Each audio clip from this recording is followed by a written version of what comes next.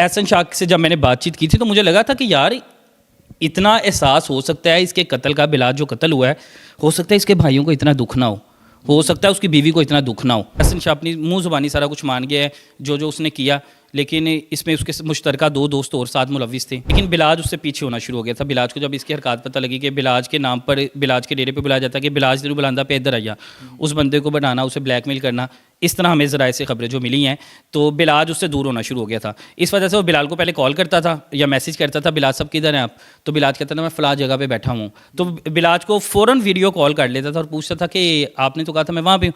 तो बिलाज आगे कहता था मैं भी गाड़ी में आया हूँ। यानी बिलाज उससे पीछे होना शुरू हो गया था और उसको ये चीज़ बुरी लगना शुरू हो गई। हसद था, लालच थी, अब क्या चीज़ थी। एहसन शाह की जो शादी हुई थी ना, काफ़ी हद तक खर्चा भी किया था। उसके बाद जो मेरा इंटरव्यू हुआ था, मुझे एहसन शाह ने खुद कहा था कि ये बिलाज का आखिरी निशानी है। अगर आपको उस बंदे की कब्र पे कोई 10-12 लोग ना मिले तो आके जो मुझे सज़ा देनी होगी दे लीजिएगा। हर वक्त आके जो लोगों की मदद करता था वो लोग आके वहाँ पे दुआ करते रहते हैं कि हमारे सर से साया छीन लिया आपने। तला साहब क्या हो रहा है भाई जनाब, कब तक प्रॉपर मरकज़ी किरदार या सही मानों में प्रेस कॉन्फ्रेंस की जाएगी जिसमें ऐसा जैसा कि सीआईए करती है कि जो मुलजिमान हैं उनको बैक फुट पे खड़ा करके चेहरे उनके नकाब उनके छुपा के बताया जाता है कि भाई ये वो लोग हैं जिन्होंने इस नौजवान की जान ली।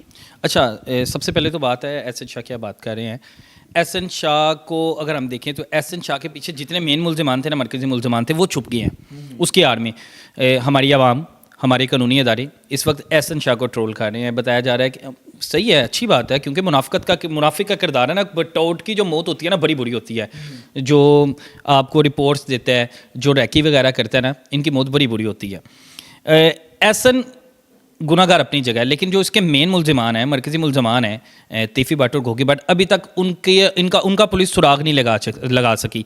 अब हमारी पंजाब पुलिस को चाहिए था, रेड वारंट तो जारी कर दिए हैं, अब कितना दिन लगेंगे, महीना लगेगा, 2 महीना लगेंगे। सोशल मीडिया पर अगर केस ठंडा हो जाता है तो आपको लगता है कि ये केस हल होगा। अब एहसन शाह की तरफ आते हैं, तो एहसन शाह से जब मैंने बातचीत की थी तो मुझे लगा था कि यार इतना एहसास हो सकता है इसके कत्ल का, बिलाल जो कत्ल हुआ है, हो सकता है इसके भाइयों को इतना दुख ना हो सकता है उसकी बीवी को इतना दुख ना हो जितना एहसन शाह को दुख है। लेकिन कहानी जब पलटी, पूरा पाकिस्तान एकदम परेशान हो गया, पूरी दुनिया का, इंडिया में जिक्र हो रहा है। जिस तरह सिद्धू मूसेवाले का कत्ल हुआ था, जिस तरह एक वर्ल्ड वाइड चली थी ना सोशल मीडिया पर कैंपेन, इसी तरह ये बिलाज के कत्ल की, क्योंकि अंडरवर्ल्ड में उसका नाम था, पूरे इंडिया में आप सोशल मीडिया उसका उठा लें, सैटेलाइट उठा लें, हर जगह सोशल मीडिया पर उनके सैटेलाइट चैनल्स पर बिलाज का जिक्र हो रहा है। क्यों हो रहा है? कि अब जिक्र होने का मकसद ये है कि आप लोग, उसे इंसाफ भी तो मिलना चाहिए ना। अब उसके भाई वगैरह कितनी देर तक पैरवी करते रहेंगे केस की? पहले उनका दादा गया, फिर उनका परदादा, फिर दादा, फिर वालिद, अब वो खुद चले गया। कितनी नस्लें ख़त्म करनी है उनकी? तहमीना शेख साहिबा से भी कल मुलाकात हुई है, तो वो भी उनकी फैमिली से मिल के आई हैं।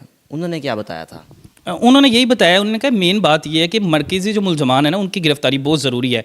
रेड वारंट तो जारी कर दिए हैं, अब देखें कि तीफ़ी भट्ट को पाकिस्तान लाया कब जाता है, कब उसकी गिरफ्तारी होगी, अब ये तो अल्लाह बेहतर जानता है ना। आपको पता है, मैंने आपको पहली बात बता दिया कि बड़ी मछलियाँ और मगरमच्छ कभी भी हाथ में नहीं आते। आईजी हैं, डीआईजी हैं, अच्छा वर्क कर रहे हैं इस केस पर। उन्होंने काफ़ी गिरफ्त हासिल की, जो मेन मुलजिमान थे उनको पकड़ लिया, जिन्होंने रैकी की उनको भी पकड़ लिया, लेकिन जो मेन मुलजिमान थे उनको भी तो पकड़ा जाए ना। वो कहाँ छुप गए हैं, कहाँ गए हैं? और पुलिस चाहे, यकीन माने पुलिस चाहे, आप एक गली में बैठ के एक बंदा सिगरेट भी नहीं पी सकता। अगर हम बात करें ना गुनाह की या चोरी की, कुछ भी नहीं हो सकता अगर पुलिस चाहे रोकना। पुलिस चाहे तो कंट्रोल कर सकती है अचनाई पर। ये दुश्मनियाँ अगर भरी, इनकी सुलह भी करवाई जा सकती थी, बैठाया जा सकता था। बिलाज ने तो कहा था ना कि भाई उसे लगा था कि मैंने उर्दू पॉइंट पे इंटरव्यू दे दिया, मैंने बता दिया कि भाईजान मैं सुलह चाहता हूँ, अमन चाहता हूँ, मेरे खिलाफ कोई भी नहीं होगा। अब उसे क्या पता था कि उसका अपना दोस्त है, आग तो उसने भड़काई ना एहसन ने। उसके वॉइस मैसेज रिकॉर्ड करता था, आपका दोस्त, आप मेरे खिलाफ हैं, आप किसी अपने दोस्त के साथ बैठ जाएंगे, आप मेरे बारे में अच्छे अल्फाज तो नहीं बोलेंगे। अब वो बंदा आपके मैसेज रिकॉर्ड करके मुझे भेज दे, हम दोनों के खिलाफ जो एक दुश्मनी थी वो तो आग में चिंगारी की तरह आग भड़क उठेगी। उसके बाद हम लोग एक दूसरे के ज़्यादा खिलाफ हो जाएंगे, हम एक दूसरे को मारने के लिए जाएंगे। मेन किरदार तो एहसन शाह ने किरदार अदा। शाह को क्या क्या ताइफ मिले थे, और अगर आप एक नाश्ते वाले के पास गए थे मीनार पाकिस्तान के करीब, उसके क्या अल्फाज थे?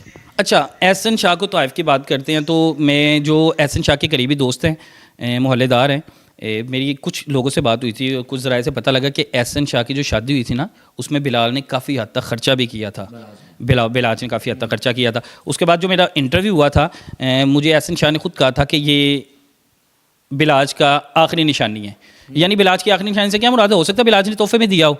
और जिस नाश्ते वाले के पास मैं गया तकरीबन 3:30-4 बजे का टाइम था, उस बंदे ने कहा है, वो बंदा कहता है कि यकीन माने ये बंदा बिलाज एहसन शाह को खर्चा भी दे देता था। उसने 2 वीगो डाले भी गिफ्ट किए हुए थे, ये उनके ज़रिए जहाँ पे ये बैठ के नाश्ता करते थे। ये उसने मुझे बताया और उस बंदे की आंखों में आंसू आ गए थे। उसने कहा कि मैं नाश्ता तब यहाँ पे आके लगाता हूँ, पहले मैं बिलाज की कब्र से होके आता हूँ। यानी मेरा इतना लगाव था उसके साथ, हत्ता कि मेरा कोई इतना पक्का दोस्त नहीं था, बस वो मेरी कोई जराना नहीं था कि बचपन का, सिर्फ ये था कि वो मेरे पास आता था, उसका अच्छा इखलाक होता था और लोगों की मदद करता था, इतना मुझे पता है। तो मैं इसलिए नाश्ता बाद में लगाता हूँ, पहले मैं उसकी कब्र पे होके आता हूँ, उसके बाद आके यहाँ पे नाश्ता लगाता हूँ। और जब भी आप जाएंगे, कहता आप गारंटी ले लें मुझसे, आप जाएँ, आपसे अपने दोस्तों के साथ चले जाएं, किसी के साथ भी चले जाएं, अगर आपको उस बंदे की कब्र पे कोई 10-12 लोग ना मिलें तो आके जो मुझे सज़ा देनी होगी दे लीजिएगा। हर वक्त आके जो लोगों की मदद करता था वो लोग आके वहाँ पे दुआ करते रहते हैं कि हमारे सर से साया छीन लिया आपने। उस बंदे ने साया छीन लिया। और आप सोशल मीडिया पे देखें किस तरह ट्रोल किया जा रहा है, किस तरह बुरा भला किया जा रहा है, लानतें भेजी जा रही है एहसन शाह पे कि इसने क्या किया है, इसने फैमिली दोस्तों को बदनाम कर दिया है। फैमिली मेम्बर से किसी से कोई बयान सामने आया हो एहसन शाह की? नहीं, कोई बयान सामने नहीं आया जब उसका वो गिरफ्तार हुआ, क्योंकि उसके वालिद की डेथ तकरीबन कोई उसके ये 4 से 5 मंथ पहले हो गई हुई थी। और उसका वालिद एक नफीस इंसान था, एहसन शाह का, पीपल्स पार्टी के वर्कर था और अच्छा मतलब बंदा था। लेकिन एहसन शाह की बात करें, एहसन शाह से बिलाज करनी का तराना शुरू हो गया था। लोग कहते हैं कि एहसन शाह वैसे भी बड़ा अमीर था, उसने 5 करोड़ क्या करना था, ऐसा भी हो सकता है, पॉसिबल है ये? इतना भी अमीर नहीं था, नॉर्मल फैमिली से बिलोंग करता था। एक आप कहते हैं कि बहुत ही एलीट क्लास फैमिली से था। उसका जो लाइफस्टाइल था वो ऐसे लोगों को दिखाता था कि बहुत एलीट क्लास है।